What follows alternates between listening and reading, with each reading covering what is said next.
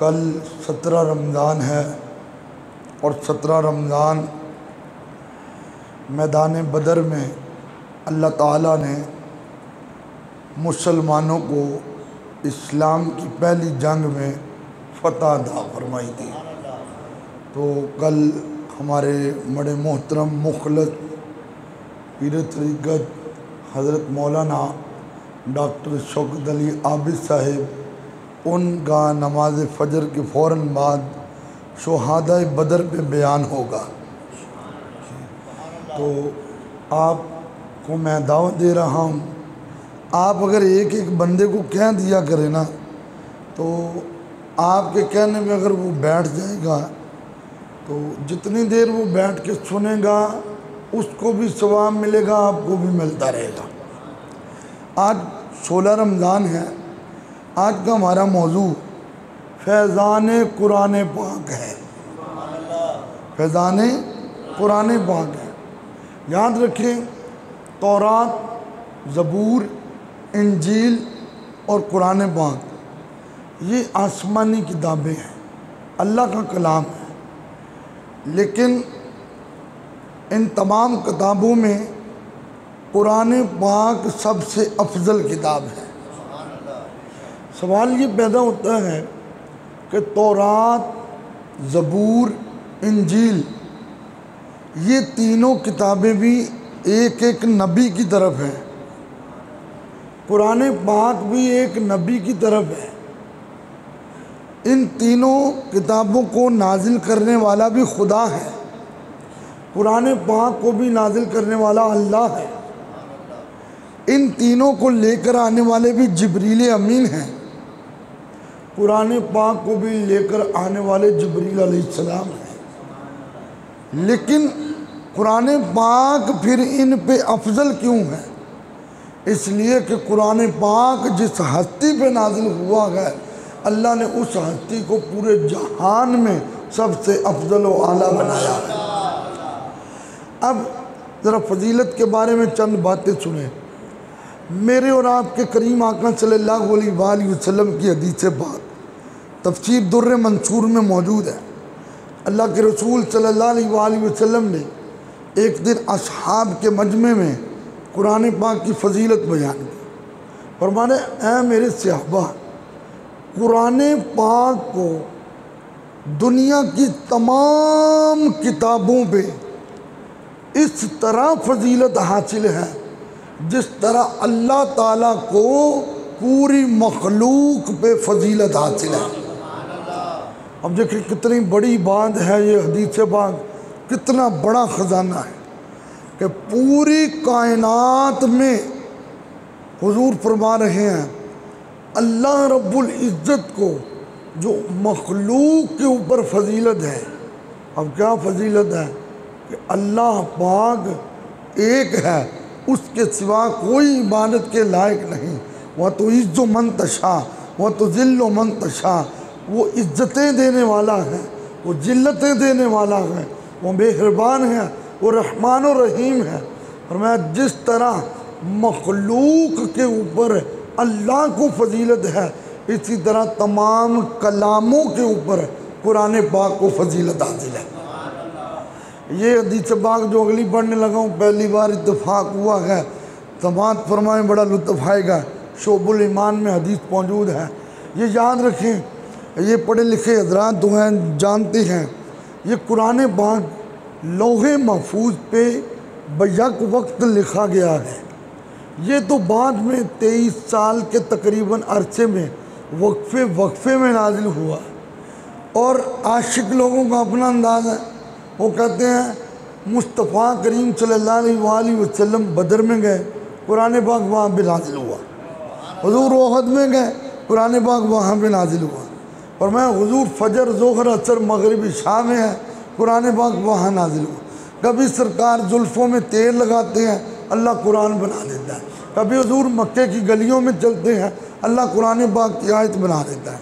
तो ये बैक वक्त लौहे महफूज पे लिखा गया, लेकिन ये वक्फे में हमारे करीम आका सल्लल्लाहु अलैहि वसल्लम पे तकरीबन 23 साल के अरसे में नाजिल हुआ। अब ये बात बड़ी अहम है, जब ये बैक वक्त लिखा गया, आदम अलैहिस्सलाम की अभी पैदाइश नहीं हुई, मेरे नबी फरमाते हैं 1000 साल पहले उनकी पैदाइश से अल्लाह ताला ने सूरह यासीन को और सूरह ताहा ये फरिश्तों को सुनाई। और जब फरिश्तों ने सूरह यासीन की आयतें सुनी और सूरह ताहा मा अंज़लना अलैकल कुरआन लितश्क़ा ये आयतें सुनी, तो फरिश्तों ने कहा या अल्लाह उस उम्मत को मुबारक हो जिस उम्मत को तू ये कुरान अता फरमाएगा, और उस उम्मत को मुबारक हो जिस उम्मत के सीनों में ये कुरान होगा और जिनकी ज़बानों पे ये कुरान होगा। इसलिए हमें सुनने में इतना लुत्फ़ आया है, और जो सीने में बसा के इसको पढ़ेंगे और फिर सुनेंगे तो किस कदर उन पे लुत्फ़ बरसता रहेगा।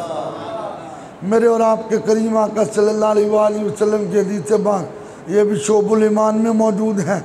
अल्लाह के रसूल सल्लल्लाहु अलैहि वसल्लम ने फरमाया, मेरी उम्मत की सबसे अफजल तरीन इबादत अल्लाह के कुरान की तिलावत है।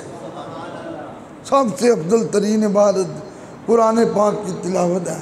बल्कि एक हदीस पाक में जो कंजुल उम्माल वालों ने नकल किया, मेरे और आपके करीम आका सल्लल्लाहु अलैहि वसल्लम ने फरमाया, अगर कोई खुलूस से, मोहब्बत से, इश्क से, ईमान की लज्जत से कुरान की एक आयत की तिलावत करे, और मेरे आका फरमाते हैं आसमान के नीचे जितनी चीज़ें हैं तमाम चीज़ों से अफजल व आला वो उसकी एक आयत की तिलावत है। मतलब क्या है, आसमान के नीचे जितनी चीज़ें हैं उन तमाम चीज़ों का उतना सवाब नहीं है जितना कुरान की एक आयत का अल्लाह सवाब अता फरमाता है। मैं कुछ भी नहीं, जो तेरे नाल मेरी कोई निस्बत नहीं, मैं सब कुछ हाँ जे मैं तेरा सदामा या रसूल अल्लाह बन के खैरुल वरा आ गए मुस्तफ़ा, हम गुनाहगारों की बेहतरी के लिए एक तरफ बख्शिशें एक तरफ रहमतें, कैसे कैसे नाम उम्मती है।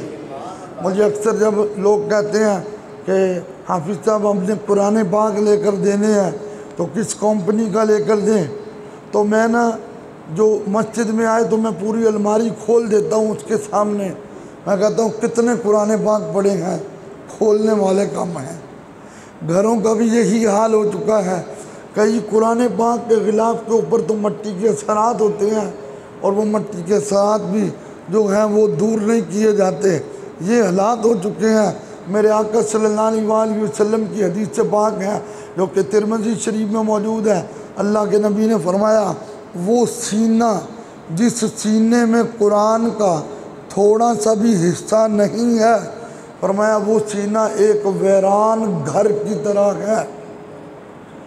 देखें एक मकान है वो बंद पड़ा है, उसमें कोई नहीं है, जब हम उसका दरवाज़ा खोलते हैं देखते हैं तो मट्टी ही मट्टी है हर तरफ, तो हम तो अंदर जाते हुए भी डरते हैं।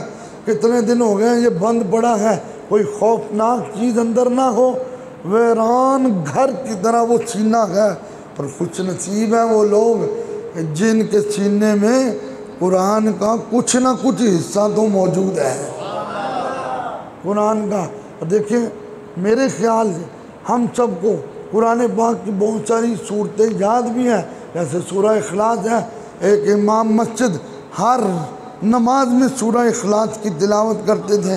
हुजूर की बारगाह में उनके मुक्तदियों ने आकर शिकायत कर दी, आका ये हर नमाज में यानी मगरिब इशा और फजर में और कोई सूरत पढ़ते ही नहीं है, ये सिर्फ सूरह इखलास ही पढ़ते हैं।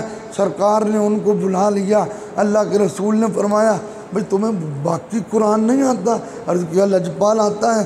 फरमाया फिर ये सूरह इखलास क्यों हर ऊंची नमाज जिसमें तिलावत होती है हर में सूरह इखलास क्यों पढ़ते हो? अर्ज़ किया आका इसमें अल्लाह ताला की शानें बयान हुई है, अल्लाह की बड़ाई बयान हुई है, मैं अल्लाह की यकताई बयान करता हूँ, इसलिए मुझे ये बड़ी प्यारी लगती है। अभी बातें हो रही थी, जिब्रील अलैहिस्सलाम आ गए, अर्ज़ किया आका अल्लाह की तरफ से बशारत है, इस बंदे को हमने जन्नती बना दिया। तो देखें, अगर एक सूरह इखलास को याद करने से और पढ़ने से अगर इतना करम है तो पूरा कुरान पढ़ने से कितना लुत्फ़ बरसदा होगा। फिर एक हदीस पाक है जो शोबुल ईमान में मौजूद है, मेरे आका ने फरमाया जो तलफ़्फ़ुज़ की अदायगी के साथ यानी सही तरीके से कुरान की एक आयत पढ़ता है तो उस एक आयत के बदले मैदान माशर में अल्लाह उसको एक दरख्त अता फरमाएगा। उस दरख्त की एक टहनी के एक पत्ते के साए की इतनी शान होगी, मेरे आका फरमाते हैं वो कुरान पाक का इतना नूर होगा कि उस एक दरख्त के पत्ते के साए में अगर एक कौवा कां जो होता है उसका एक बच्चा उड़ना शुरू करे और उड़ता उड़ता बूढ़ा हो जाए तो फिर भी उस दरख्त के पत्ते का नूर ख़त्म नहीं होगा। तो ये कितना बड़ा इजाद है। एक बंदा बिल्कुल सही पढ़ता है, एक बंदा है वो अटक अटक के पढ़ता है, कोई जोड़ों के साथ पढ़ता है, और मैं जो बिल्कुल सही रफ्तार में पढ़ता है उसको 1 गुना सवाब है, और जो अटक अटक के पढ़ता है हम उसको 2 गुना सवाब अता करते हैं। ये सरकार की हदीस से बात है। फरमाया मेरे सहाबा, ऊँटनियाँ अरब में ऊँटनियाँ जो होती थी ना, इनको बड़ा पसंद किया जाता था, और फिर ऊँटनियाँ हामला हो तो जिसको कहते हैं पंजाबी में सोने ते सुहागा, ये और ज़्यादा पसंद किया जाता। मुस्लिम शरीफ में हदीस मौजूद है, मेरे आका सल्लल्लाहु अलैहि वसल्लम ने फरमाया है मेरे सहाबा, जब तुम सुबह की नमाज के बाद घर में जाओ तो तुम्हारा क्या दिल करता है कि तुम्हारे घर के दरवाजे के ऊपर 3 ऊँटनियाँ हामला खड़ी हो? तो अर्ज़ किया लाजपाल किसका दिल नहीं करता है। इतना बड़ा इनाम। 2 चीज़ें हुजूर ने फरमाया एक जो नमाज में 3 आयतें पढ़े और दूसरा जो 3 आयतों की तिलावत करके उनका मफ़हूम सीख ले।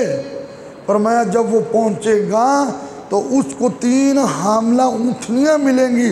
आप कहेंगे वो 3 हामला ऊँटनियाँ क्या हैं, मतलब क्या है?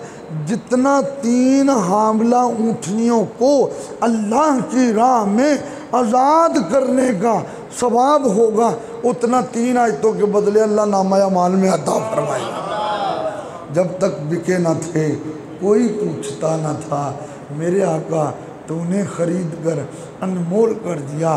कुल हुवल्लाहु अहद, महबूब तुम फरमा दो अल्लाह एक है। अब इसमें समझना क्या है? अल्लाह बोले ज़रा अल्लाह। दूसरी बात अल्लाहुस समद, अल्लाह बेनियाज है। अल्लाह वो किसी का मोहताज नहीं, कायनात उसकी मोहताज है। लम यलिद व लम यूलद, ना वो किसी की औलाद है ना उसकी कोई औलाद है। वलम यकुल्लहु कुफुवन अहद, कायनात में कोई भी उसका हम पल्ला नहीं है। अब ये 5 आयतें समझ लें और 5 ऊँटनियों के बराबर इंशाअल्लाह सवाब भी मिल गया। तो ये कितना बड़ा इनाम है। अल्लाह पाक हम सबको कुरान पाक की तिलावत और ज़ियारत नसीब फरमाए। हज़रत ख्वाजा मोइनुद्दीन चिश्ती अजमेरी अपने मलफूज़ात में लिखते हैं, एक बंदा कुरान पाक पढ़ने की कोशिश करता था लेकिन कुरान पाक उसको आता नहीं था, बहुत कोशिश करता था, थोड़े थोड़े अल्फाज दोहराता था लेकिन ज़ुबान पे नहीं चढ़ते थे, लेकिन कुरान का अदब बड़ा करता था, एहतराम बड़ा करता था। फ़कत ये कुरान पाक से मोहब्बत की वजह से अल्लाह ताला ने उसकी बख्शिश का सामान बना दिया। तो कुरान पाक ख़ुद भी पढ़ना चाहिए, बच्चों को भी पढ़ाना चाहिए, इसलिए कि ये कुरान ऐसा नूर है। इससे बड़ा और एजाज़ क्या है कि हज़रत सैयदा ख़तून जन्नत पाक सलामुल्लाह अलैहा ने अगर हर काम में कुरान पढ़ा तो उनके आलो औलाद ने मैदान करबला में हर चीज़ बर्दाश्त करके रब के कुरान की तिलावत इस तरह की कि आज सदियाँ बीत गई हैं उनको मज़ार में उतरे हुए, उनका नाम भी ज़िंदा है, उनका काम भी ज़िंदा है। अल्लाह पाक हम सबको कुरान पाक से मोहब्बत नसीब फरमाए। व आखिर दावाना।